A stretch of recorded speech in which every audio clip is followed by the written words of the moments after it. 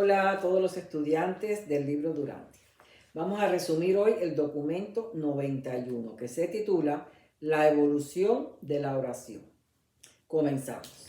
Las formas más primitivas de la oración no estaban dirigidas a la deidad, pues el hombre primitivo estaba encadenado por la magia, la suerte buena o mala, y esto era su vida. A veces se oraba sin dirigir la oración a nadie en particular, tal como lo hace la tribu de la India llamada los Todas. Estos tipos de oraciones impersonales no contribuyen en nada a la conservación ni al enaltecimiento de valores sociales, morales y espirituales. Había una confusión religiosa evolucionaria primitiva, donde los hombres adoraban ídolos, fetiches, amuletos, fantasmas y gobernantes, pero no a Dios. Sección número 1. La oración primitiva. La función de la religión evolucionaria consiste en conservar y aumentar los valores esenciales, sociales, morales y espirituales. Y esto no es observado conscientemente por la humanidad. La práctica de orar representa el esfuerzo no intencional, pero sin embargo personal y colectivo, de todo grupo por asegurarse esta conservación de valores más elevados. El hombre primitivo no percibía que las cosas materiales no pertenecen al mundo espiritual. Estas almas de mente sencilla razonaban que el alimento, el techo, la lluvia, la casa y otros bienes materiales enaltecían el bienestar social. Por consiguiente, oraban para conseguir las cosas físicas. La oración es un monólogo tan solo en el tipo primitivo de mente. Luego evolucionó al diálogo y después a la oración de grupo. Pero la verdadera oración no aparece hasta que el ministerio religioso no lo visualice como algo personal. Aquellos mortales que no han podido redimir la esclavitud de los miedos peligra de que la oración pueda conducir a un sentido morboso del pecado, que son convicciones no justificadas de culpa, reales o imaginarias. Pero hoy día no es probable que muchos pasen tanto tiempo orando como para llegar a preocuparse peligrosamente por su falta de valor o sus tendencias pecaminosas. Sección número 2. La evolución de la oración. Las primeras oraciones fueron deseos verbalizados de forma sincera. Luego se volvió una técnica para obtener cooperación con los espíritus. Y finalmente llegó a la función más elevada de asistir a la religión en la conservación de todos los valores nobles. A pesar de toda una evolución de la oración, esta ha sido siempre una acción positiva del ego que está orando. Cuando el hombre aprendió que la oración no fuerza a los dioses, entonces se volvió más una solicitud, una búsqueda de favor. Pero la oración más verdadera es en realidad una comunión entre el hombre y su hacedor. Los sacrificios o las negociaciones disminuyen la eficacia de la oración.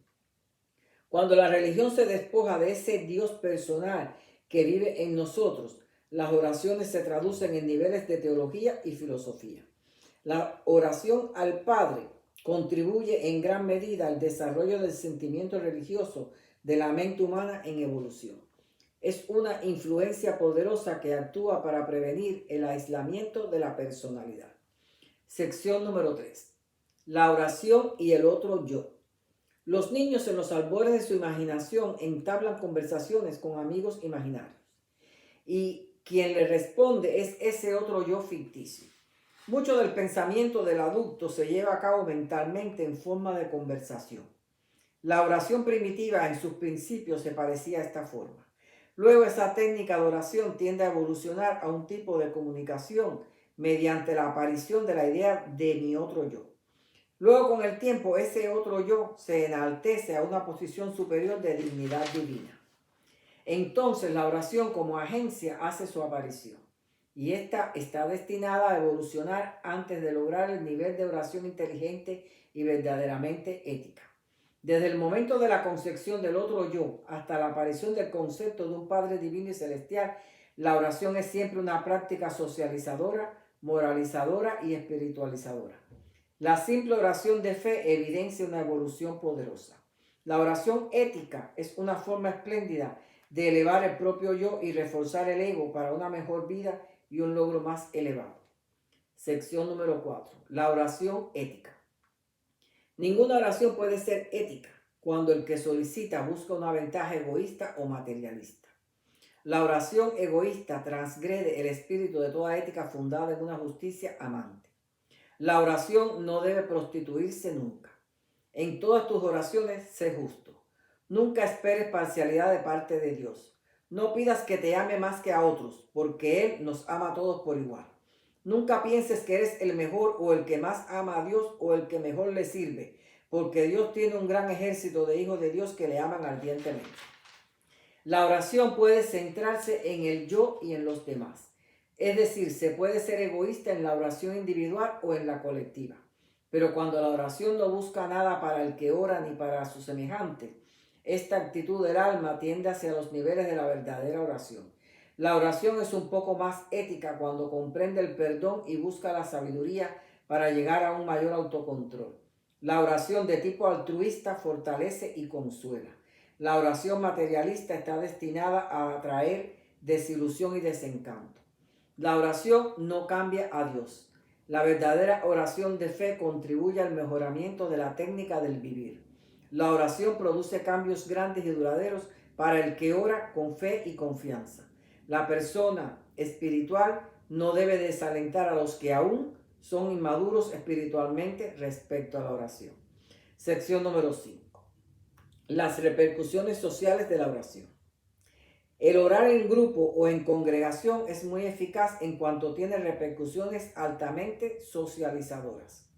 Estas oraciones comunitarias para el enaltecimiento moral a la oración espiritual son reactivas sobre los individuos que comprenden el grupo.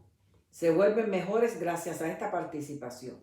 Aún una ciudad y una nación entera puede ser ayudada con tales devociones de oración a niveles de liderazgo. En vez de criticar a alguien, ora por él o ella. Y sería mejor si en vez de criticarlo, oraras con él o con ella. Los fuertes no deben mirar con desprecio a los débiles.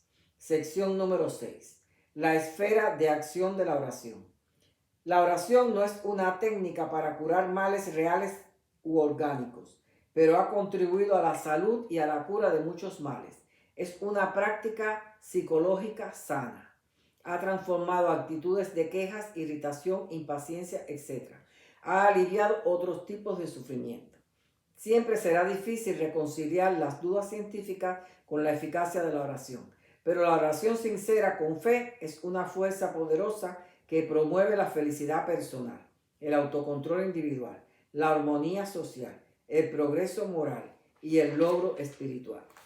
No vaciles jamás en orar y pedirle a Dios sabiduría y fuerza espiritual para guiarte y sostenerte mientras atacas con resolución y valor los problemas que te enfrentan. Recuerda que hay muchos seres de luz cerca que están dispuestos a tender una mano si les es posible. La oración es necesaria para preservar la civilización religiosa. Orar tal como enseñó Jesús a sus discípulos, honesta y altruísticamente, con justicia y sin dudar.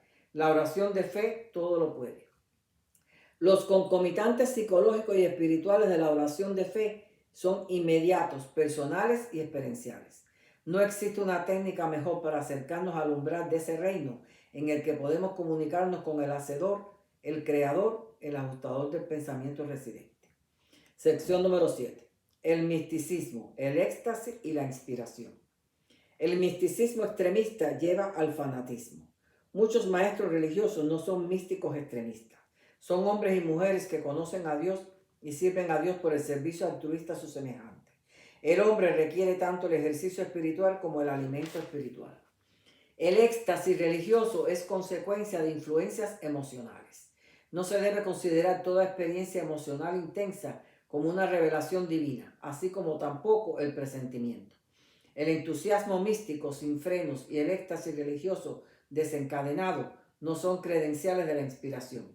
El éxtasis, la mística y la inspiración surgen en la observancia de si estos fenómenos hacen que el individuo tenga una salud física o mejor y completa, funciona más eficazmente en su vida mental, socializa plena y alegremente la experiencia religiosa, aumenta su amor por la por la deidad, la belleza, por la verdad, la belleza y la bondad, conserva los valores sociales, morales, éticos y espirituales, aumenta su compasión espiritual y la conciencia de Dios. Si la oración es demasiado estética en la contemplación paradisíaca, pierde su influencia socializadora. Sección número 8. La oración como experiencia personal. Algunos oran porque ven que todos lo hacen. Otros oran porque temen que si no lo hacen, les sucederá algo malo. Otros en acción de gracias. La oración puede ser una expresión espontánea de la conciencia de Dios. Puede ser un humilde ruego de perdón. Puede ser un ruego infantil de lo imposible. Puede ser solicitar el pan de cada día. Puede ser el ruego de un pecador ante un juez severo. Puede ser un grito airado de venganza. Algunos rezan solo cuando están ante presiones. Algunos temen hablar con Dios. La oración es eso, hablar con Dios. No son vanas repeticiones. Luego de una conversación con Dios, aunque no escuches, el interlocutor está ahí contestando tus preguntas, porque es el espíritu residente que mora en ti. Solo que los canales o circuitos de comunicación no están lo suficientemente abiertos, pero se siente cierta paz. La oración no es una técnica para escapar de los conflictos, es un estímulo para enfrentarse al conflicto. Ora tan solo por valores y no por cosas. Ora por crecimiento y no por gratificación. Sección número 9. Condiciones para la oración eficaz. 7 condiciones. Número 1. Enfrentar valiente y sinceramente el problema. Poseer valor cósmico. Número 2. Haber agotado todos los recursos de la capacidad humana. Número 3. Rendir todo deseo de la mente y todo apetito del alma al abrazo transformador del crecimiento espiritual.